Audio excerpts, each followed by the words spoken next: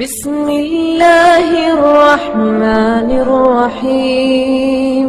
بسم اللہ الرحمن الرحیم۔ حضرت عثمان بن ابی العاص رضی اللہ عنہ فرماتے ہیں کہ میں نے رسول اللہ صلی اللہ علیہ وسلم سے عرض کیا، یا رسول اللہ صلی اللہ علیہ وسلم، شیطان میرے اور میری نماز کے مابین حائل ہو جاتا ہے اور قرآت میں وہ گڑبڑ کرا دیتا ہے۔ آپ صلی اللہ علیہ وسلم نے فرمایا، یہ وہ شیطان ہے جسے خنزب کہا جاتا ہے، جب اس کی مداخلت محسوس کرو تو اعوذ باللہ السمیع العلیم من الشیطان الرجیم پڑھو اور بائیں جانب 3 مرتبہ تھوک دو۔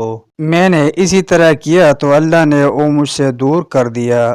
حضرت ابو زمیل رضی اللہ عنہ فرماتے ہیں کہ میں نے حضرت ابن عباس رضی اللہ عنہ سے پوچھا کہ وہ کیا چیز ہے جسے میں وہم و شک کی صورت میں اپنے نفس میں محسوس کرتا ہوں؟ انہوں نے فرمایا، جب آپ اپنے نفس میں ایسی کوئی چیز محسوس کریں تو یہ آیات پڑھیں، هو الاول والآخر والظاہر والباطن وهو بكل شيء علیم۔ وہی اول، وہی آخر، وہی ظاہر، وہی باطن اور وہی ہر چیز کا علم رکھنے والا ہے۔